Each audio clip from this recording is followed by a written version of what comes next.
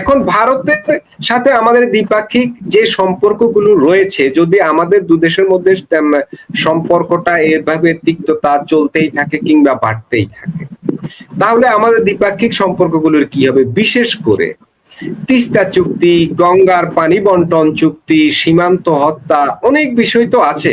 বাণিজ্যের সমতা, কি বলে এটাকে, আমদানি রপ্তানির যে ঘাটতি ভারতের সাথে আমাদের, সেই ঘাটতি তো এখন হু হু করে বাড়ছে।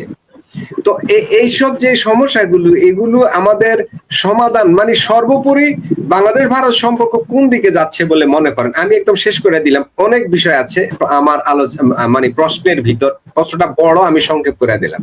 শোনেন, আমাদের কপাল ভালো, যেটা বার এবং বলে আসছে এবং বলবো, যে আমাদের কপাল ভালো যে ভারতের মতো একটা নিরীহ শক্তিমান প্রতিবেশী দেশ পেয়েছি। এই দেশটা যদি আফগানিস্তানের মতো, পাকিস্তানের মতো ফাত্রা আর আফগানিস্তানের মতো ধ্যাত্রা হইতো, আর বার্মার মতো গ্যাদ্রা হইতো, তাইলে এতক্ষণ এই সমস্ত আলাপ আলোচনা, আমাদের জামালের ভাষা বলে মাইলেজি এলি আলাপ, সোজা করে ফেলাইতো একেবারে, মানে একেবারে কুকুর যেটা মুকুর মারো এরকম করে সোজা করতো। তো ভারত নিরীহ প্রতিবেশী, শক্তিমান অর্থনৈতিক ভাবেও সামরিক ভাবেও, কিন্তু আর নিরীহ প্রতিবেশী, তাই যা ইচ্ছা তাই ফাত্রামি বাংলাদেশের জনগণ এবং বাংলাদেশের তথাকথিত সরকার করতে পারতেছে। দেখেন না আপনি যে হাঁপানি রোগী, মানে কথা বলতে পারতেছেন না, যক্ষা রোগী, সেও বলে ভারত দখল করে ফেলবে। দেখবেন ওই যে কি যেন নামটা মাসারা, ওই রিটায়ার্ড আর্মি অফিসার, হাঁটতে পারে না, ঠিক আছে, ফজর নামাজ পড়ার আগে 3 বার করে উজু করতে হয়, কারণ তার ডায়াবেটিস, তার পেশাবে, তার আন্ডারপ্যান্ট পায়জামা বান্ধবী ভিজে যায়, তার হাঁটতে হয় না, এরা বলে ভারত দখল করবে, 7 সিস্টার খেয়ে ফেলবে, এই দেশের লিল্লাখোর মৌলবী বলে ভারত দখল করবে 1 কোটি মুসলমান নিয়ে। তো এগুলো কেন বলতে পারতেছেন জানেন? এগুলো যে কারণে বলতে পারতেছে, ঠিক ওই কারণেই এই সরকারও ভারতের সাথে ফাত্রামি করতে পারতেছে, আর কিছু না। ভারত ছাড় দিতেছে, কারণ ভারতের চুলকাইলেও ভারত কিছু মনে করতেছে না। ভারত চিন্তা করতেছে, ভারত তো আরে মাছ মারতে দেখছেন তো, বল মাছ মারে তখন কিন্তু বড়শি ছেড়ে দেয়, বড় বড় মাছ মারলে কিন্তু বড়শি ছেড়ে দেয়। মাছ মনে করে আমি তো খুব দৌড়াইতেছে, আমাকে আটকায় কে, বড়শি আটকেছে তাতে কি, কিন্তু যখন খিচ্ছা টানটা দিবে তখন আস্তে করে উঠে চলে আসবে, একাই মাছ চলে আসবে। বাংলাদেশের দশা হবে তাই। আমরা মজ্জ আছে না মালদ্বীপে বহুত ফাতনামি করতে দেখছি, শেষে কিন্তু ভারতের পায়ে ধরে, হাতে ধরে, মোদির পায়ে ধরে, হাতে ধরে খাবার পানি পর্যন্ত নিয়ে যাইতে হয়েছে। ওইগুলো ফাতরামি আমরা দেখেছি। পাকিস্তান বুঝতেছে ভিখারিস্তানে পরিণত হয়েছে। তো বাংলাদেশ জাকাতিস্তান বানাবে জামাতিরা, এই বলেছে, এরা জাকাতিস্তান তো হইতেই চায়, এদের কপালে শনি আছে, তার জন্য এই পালাপালি নাচানাচি কুতাকুতি করতেছে।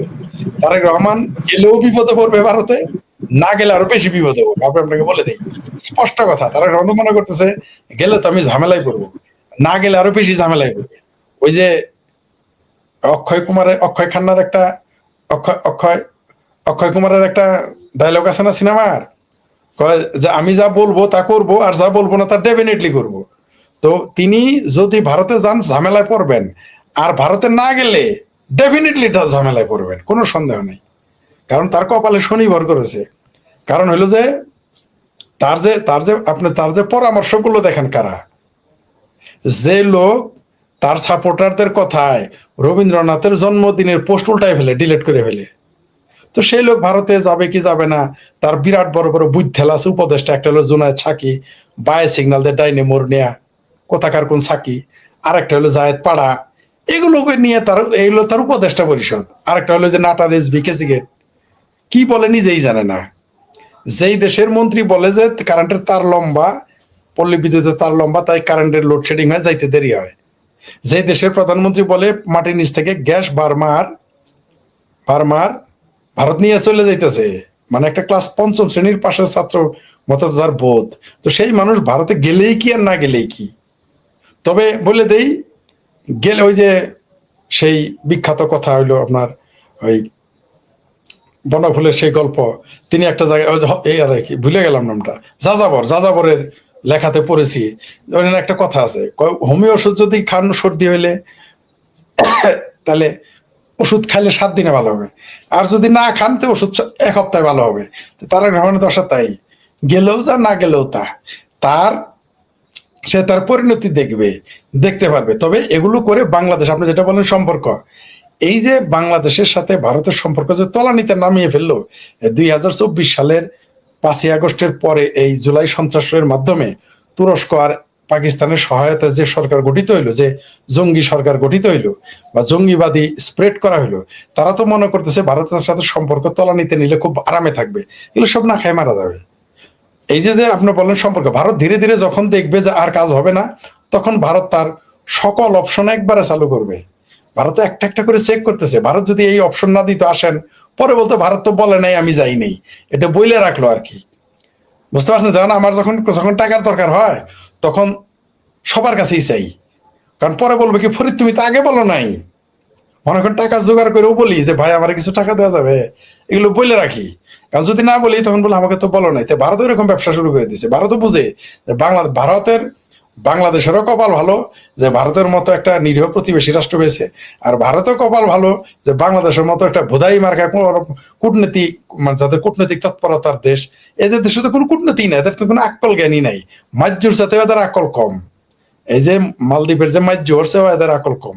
দেখবেন এদের কিন্তু সমস্যা হলো যে আমাদের ভুগতে হবে সবার, এই দেশের জনগণ ভুগবে। এই দেশের যদি ভারতের সাথে বাংলাদেশের সম্পর্ক একেবারেই তলানিতে চলে যায়, তখন এই বাংলাদেশের মানুষ না খেয়ে থাকবে, দরিদ্র হয়ে যাবে। আর যারা এখন ক্ষমতায় আছে এবং যারা পেয়ারা পাকিস্তান, তারা তো চাইবেই যে একটা ধনী বাংলাদেশ যাতে না হয়, একটা আইন শৃঙ্খলা পরিস্থিতি ভালো থাকে এরকম বাংলাদেশ না থাকে, যাতে তারা বলতে পারে যে স্বাধীন হয়ে ভুল করছিল। এই কথাটা তারা যারা বলতে পারে, সেই জন্য তো তারা চাইবে বাংলাদেশের অর্থনীতি ধ্বংস হোক। আর আপনি যেটা বললেন যুদ্ধ তো চাচ্ছে এই দেশের যারা হেফাজতপন্থী, পাকিস্তানপন্থী, হেফাজতে পাকিস্তানি, জামাত, এরা কিন্তু যুদ্ধ চাচ্ছে। কারণ যুদ্ধটা চাইলেই তাদের 16 কলা পূর্ণ হবে। ভারত এদের কথায় নামবে না, যেহেতু এরা চাচ্ছে তাই যুদ্ধ এখন নামবেন না ভারত, যেটা শুরুতে বলেছিলাম। কারণ ভারত তাদের কথাই করবে না, ভারতের যখন দরকার ভারতের মতো করে ভারত করবে। এরা চাচ্ছে একটা যুদ্ধ হলেই তারা তখন বলতে হবে এই যে দেখো আমাদের আক্রমণ করছে, তখন পাকিস্তান আসতে পারবে, তুরস্ক আসতে পারবে। ভারত এই সুযোগ দিবে না। ভারতের সাথে আমাদের সম্পর্ক যখন শীতল হয়ে যাবে, সীমান্তের সম্পর্ক খারাপ হবে, আমাদের কূটনৈতিক সম্পর্ক ফাইনালি খারাপ হয়ে যাবে, তখন এই দেশের মানুষ না খেয়ে মারা শুরু করবে, দুর্ভিক্ষে মারা যাবে, আপনি ঠেকায় রাখতে পারবেন না। তো আমার মনে হয় আমরা ভেবেছিলাম একটি তথাকথিত নির্বাচনও যদি হয় আমাদের দেশটা যুদ্ধ ও দুর্ভিক্ষ থেকে বেঁচে যাবে, গৃহযুদ্ধ থেকে বেঁচে যাবে। কিন্তু আমার তা মনে হচ্ছে না। মানে এই সরকার, এই মুসলেকা সরকার, জামাত, বিএনপি, এই সম্মিলিত, এটা তো কোনো বিরোধী দল নাই। পৃথিবীর একমাত্র দেশ বাংলাদেশ যেখানে কোনো বিরোধী দল নাই। এখানে আছে সরকারি দল এবং সরকারি বিরোধী দল, সব মিলকে জুলকে তারাই। তারা জেনে শুনে বাংলাদেশটাকে একটা দুর্ভিক্ষের দিকে নিয়ে যাচ্ছে, গৃহযুদ্ধের দিকে নিয়ে যাচ্ছে, অর্থনৈতিকভাবে ধ্বংস হওয়ার দিকে নিজেরাই ডুবে যাচ্ছে। কিন্তু কিছু করার নাই। এখন আপনি যে চুলকায় ঘাও বানান কেউ ফেরাইতে পারবে না। তবে ভারতের সাথে যেদিন ফাইনালি আমাদের সম্পর্ক নষ্ট হয়ে যাবে, এদেশে দুর্ভিক্ষ শুরু হয়ে যাবে, মানুষ না খেয়ে মারা যাবে দলে দলে, পালে পালে। কারণ এখনই কিন্তু 1 কোটি লোক ভারতে গিয়ে কামলা দেয়, কামের বুয়াগিরি করে, আর 1 কোটি মানুষ ভারতের সীমান্তের চোরাকার বাড়ি করে ভাত খায়। অর্থাৎ 2 কোটি মানুষ বাংলাদেশ সরকারের সাথে সম্পর্ক নয়, সম্পূর্ণ ভারতের আয়ের সাথে নির্ভর করে, ভারতের সাথে সম্পৃক্ত। এটা যখন বন্ধ হয়ে যাবে, বাংলাদেশে এমনি দুর্ভিক্ষ লেগে যাবে। ভারত শেষে তাই করবে। দিন শেষে ভারত ফুড চেইন কেটে দিবে, এই দেশে বাণিজ্য, অর্থনৈতিক সকল সহযোগিতাকে বন্ধ করে দিবে। তখন দেখতে পারবেন বাংলাদেশে কি কি ঘটে।